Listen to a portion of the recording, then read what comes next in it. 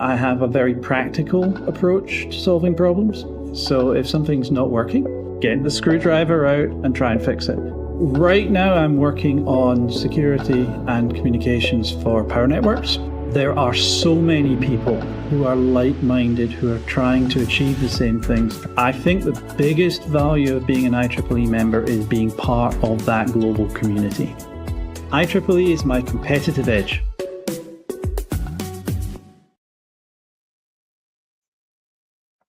Okay, hello everybody, and welcome to the October edition of the IEEE-USA Washington Update. I am Eric Heilman, Director of Government Relations here in Washington, D.C. And in a lot of ways, we have a lot to talk about, but not a lot to talk about. Let's just dive right into it. We're shut down. We are at day 9 of the federal government shutdown, and we don't really know what's going to happen in the next days and weeks. Just to sort of level set you in terms of where we are and how we got here, which is almost immaterial at this point, really. As you know, the fiscal year FY 2026 begun on October 1st, and there was no legislation passed before that to keep the government funded, to keep it open either through a new budget or just through extending authorities for existing budget, which normally they would try to do via a CR, congressional resolution, or continuing resolution, excuse me. In the House, they did pass a CR, but it was opposed by all Democrats, almost all, one or two, I think, supported it. That, because it passed, that then went over to the Senate, but it was blocked by Senate Democrats. Because of the way that Senate rules operate, you actually need 60 votes to really pass a controversial piece of legislation. There are filibuster rules that allow certain senators to block things. And so you kind of need that supermajority to get over that hump, and they're just not able to do that right now. Democrats are insisting on certain healthcare provisions and are really opposing a lot of the cuts that are coming from the Trump administration that a lot of Republicans are backing right now. That's sort of the status we are in right now. They're talking over each other. They're not really negotiating right now. And we don't know how long this is going to go. At the end of the day, this is very much a he said, she said in terms of who's to blame. There's lots of polling out there to kind of gauge how this is being seen and how it's being interpreted by voters. And everybody's watching it from the White House to, both parties, both chambers, to kind of figure out what the American public is thinking, what the economic impact is. And in some ways, it's just slowly beginning to be felt and realized. The Democrats are making this very much about healthcare. The Republicans are making this very much about Democrats just shutting the government down. There's a lot more sort of behind the scenes and involved there, but that's kind of where we are right now. And I don't frankly know what's going to happen. The Senate still is in session. They can do that. They have been voting out some nominations, including some that we have hoped would get out and then get started in their roles in the various agencies and cabinet departments, simply because we need to work with folks. So that's good. The House is not in session. The speaker has decided not to hold votes until they can get a resolution on this shutdown. Staff are still working. I'm actually going to be on Capitol Hill tomorrow for a meeting with staff. But the federal government, the executive branch, is not working, except for some essential services, which is kind of up to each department. The military is obviously still working. Certain parts of air traffic control is working, although not all. Certain services that are deemed essential are still there. So it's a mixed bag right now. Obviously, there's a big impact to the types of programs and projects and agencies that we care about here at IEEE-USA. Just a small snippet that I was able to gather. By and large, most research at NIST is stopped. There are certain contingency plans where they have existing funds that they can use to kind of keep paying for some things are continuing. DoD basically said about half of its civilian employees would keep working. The uniformed military is still on the job, still working. They may not get paid the next time their paychecks come next week. And then who knows after that. So it's a really crazy situation. NSF is furloughed its staff. They're not doing any work right now. There's no grants. There's no research happening. So it's a tough place to be.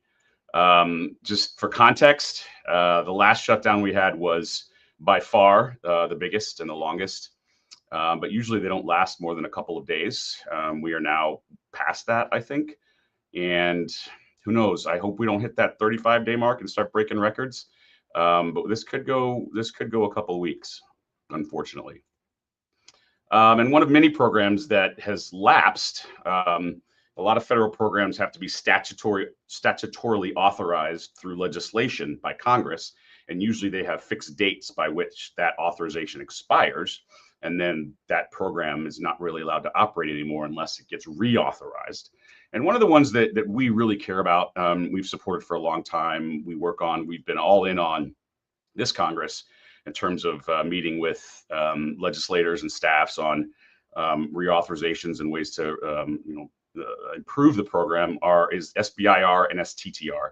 These are small business programs that are largely administered by a couple of different agencies, and they really kind of go to help small startups, SMEs, kind of get their feet off the ground, connect with federal funding, and really kind of do some of the technical work that we think is important, that a lot of our members rely on and work on. And unfortunately, this one lapsed. What was interesting was that it wasn't really a partisan issue. In the House, they actually did pass a straight authorizations bill for this on a bipartisan basis, and leaders in the various committees in the House that have jurisdiction over this were really disappointed that the Senate couldn't actually follow suit and do their bill as well. So that's just one of several things that that just didn't happen. Now it can get reauthorized again, at some point, but right now it's shut down, and it probably would have been shut down anyway with the government funding situation. So, well, not a lot of good news here to report so far, but just so you're aware of kind of what we're watching and what we're looking at. Everybody knows, I think, or as everybody has seen, the important news on H-1B visas that came out at the end of last month. New executive order that increases the fee for new H-1Bs to $100,000. And there's some changes in there that we're sort of trying to understand a little bit better. We've been communicating to some members who have concerns and questions. I think the key thing for us is that we've never really liked H-1B visas. We've never liked the notion of temporary work visas. And our strong preference for ways to increase immigration of high-skilled labor, to bring talented, smart, eager individuals to this country to help to learn, to grow, to invest, is really more through EB green cards, employee-based green cards. It just gives them a better path to actual citizenship, which is really more of an incentive in our minds. So we're doing a lot of work on this on Capitol Hill and in some of the with some coalition groups to kind of see where we can kind of advance the conversation and really maybe get some legislative changes, because there are conversations happening in policy circles and on Capitol Hill about, okay, we've got this action from the president.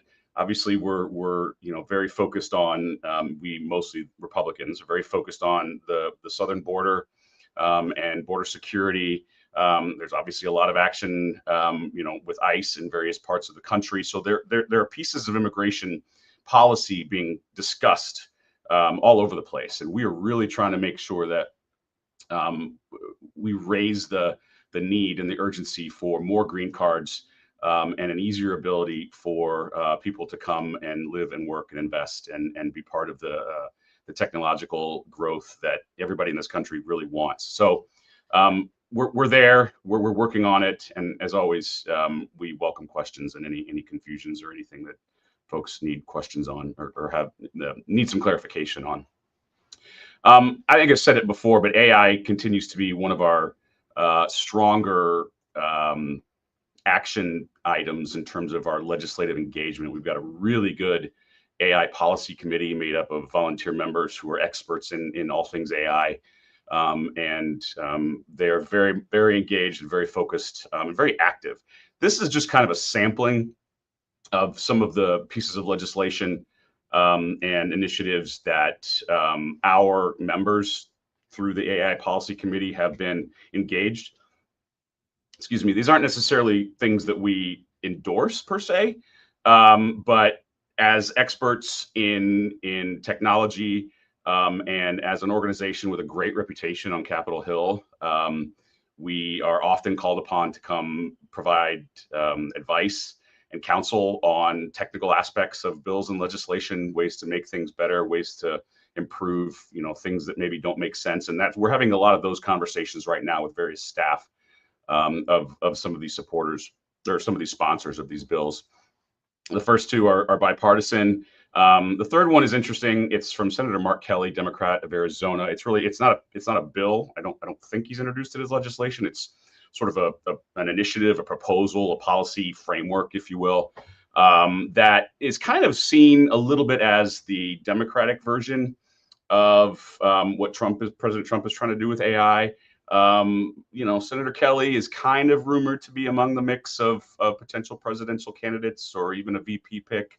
So folks are watching this and watching him with this one. So we're talking to his staff, just giving feedback. Again, not opposing or supporting either way, just being kind of that technical kitchen cabinet of advisors that is a role that I think we are known for and that we really value. For whatever it's worth, the White House released a big document that it's calling its R&D budget priorities for FY 2027 for the next fiscal year. It's kind of hard to know what to make of this document and this proposal. It's got great stuff in there, frankly. It's got a lot of priority areas that are important and that we have supported in the past. The question is, what does it mean? It's really sort of more of a memo than anything. As is obvious right now, Congress has a huge role to play in the actual budget. But I think when we see the FY 2027 budget sent up to Congress, which should be spring next year, expect a lot of this to be reflected in that. And then Congress will do what it needs to respond to this. But for what it's worth, I mean, the groundwork that may be being laid here it's good. It's words on a page. It's not real action just yet. But we certainly value and appreciate, what they're prioritizing here. Now we just kind of got to see how they're going to implement it, which is always kind of the tough spot. I'm going to roll into events right now because that's really kind of the bulk of what's going on policy and legislative wise. There are a few other small things here and there. And if I didn't miss anything or you have any questions or any big things that you're aware of that I just skipped over here, the comment section, the question box is open. So feel free to throw me something. We continue to really increase our profile across the country. And you'll see in a few slides in certain parts around the world as well. Our ICOP program has been very, very successful. This is our IEEE-USA Congressional Outreach Program, where we take the concept of CVD and bring it into various states and congressional districts and cities in your hometown and kind of help you organize meetings with your members of Congress where you live.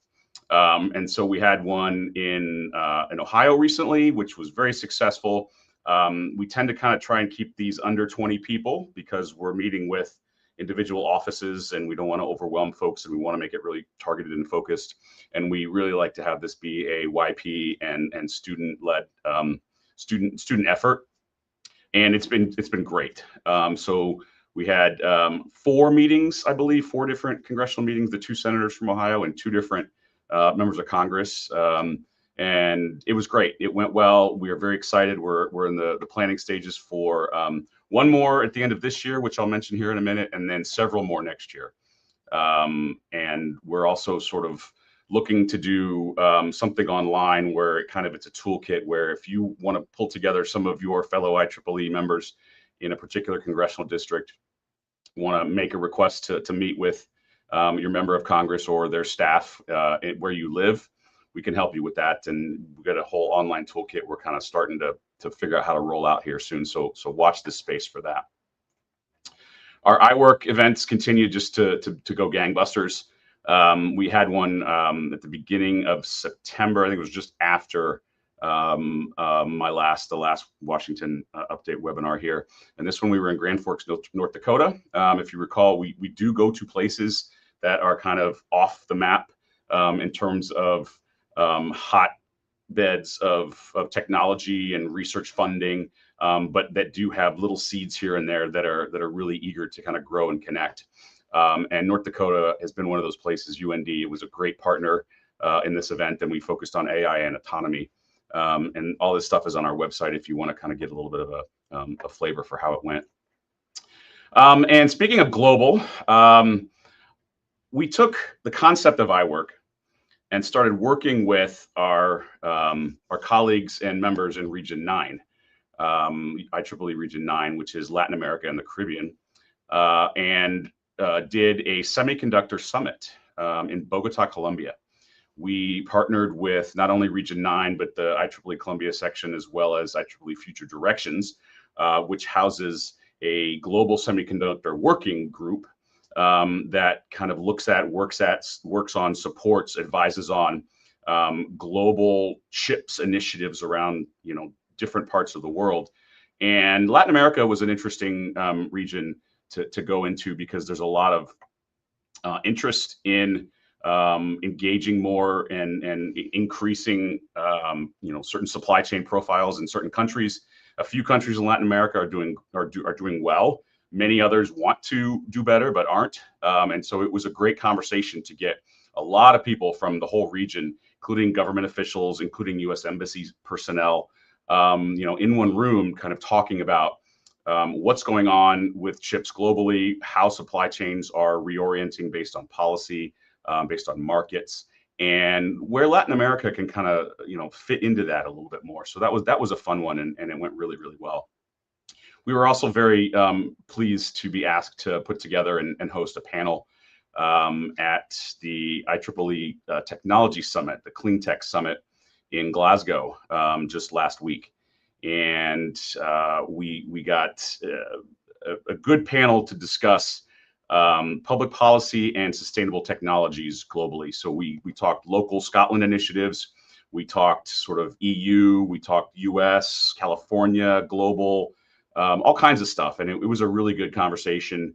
And I think it was really, really well attended. But it's just sort of a great opportunity for IEEE USA to leave the US a little bit and engage with members, many of whom are Americans and travel, but just to expose ourselves to other parts of the IEEE community, even if we're not in the United States.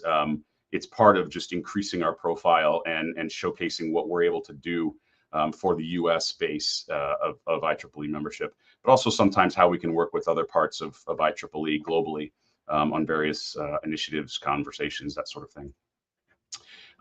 So now I'll pivot to upcoming. This is today, right now, actually. I think, no, not quite. Couple hours Eastern time, it'll get started. CSIS, the Center for Strategic and International Studies, big organization, great think tank, does a lot of foreign policy work, a lot of economic work. They're hosting a semiconductor event in and about San Diego, California, and Kathy Hayashi, former Region 6 director, who's very active and very engaged in the IEEE semiconductor world, and frankly was very instrumental in the Colombia Region 9 Bogota event. She will be speaking at this event, and I think you can tune in online if you want to. I think we've got the link in the chat there if you're at all interested. She lives in San Diego. She worked for Qualcomm, San Diego-based company, and I'm quite sure that her remarks will be very, very well received. And we're very pleased that IEEE USA will kind of be represented there through a senior volunteer leader.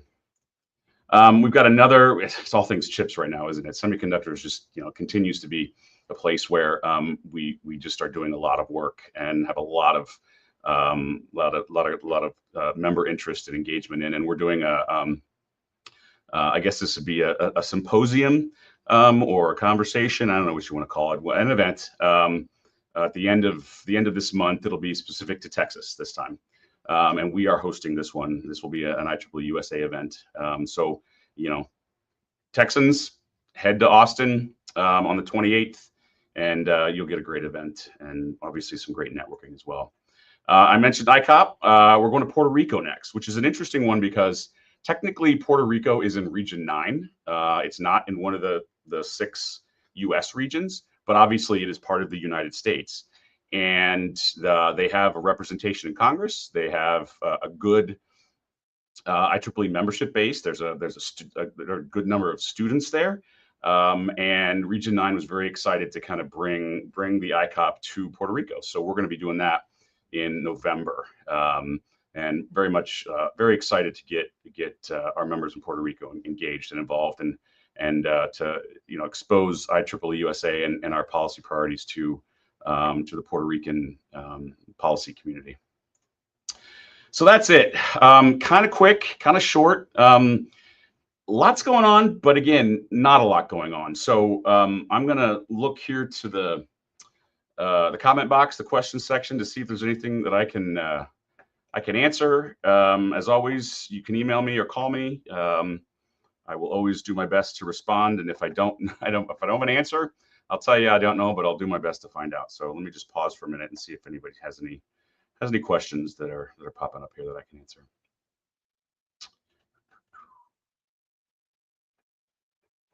Not seeing anything. So I'm happy to just end it here, give you guys some time back in your day and say thank you for joining us. Hopefully by the time we're back on in a month, the government will be reopened and things will be moving, but we shall see. Stay tuned. Thank you, everyone. My superpower is engineering. I've been a roboticist almost all my life now. I think engineering is just as creative as the arts. Engineers, we solve problems. It impacts the world. It makes a difference. Without IEEE, I don't think I would have the network that I have. Anyone can get involved with IEEE-USA at any time. There's an immense amount of value for anyone at any career stage.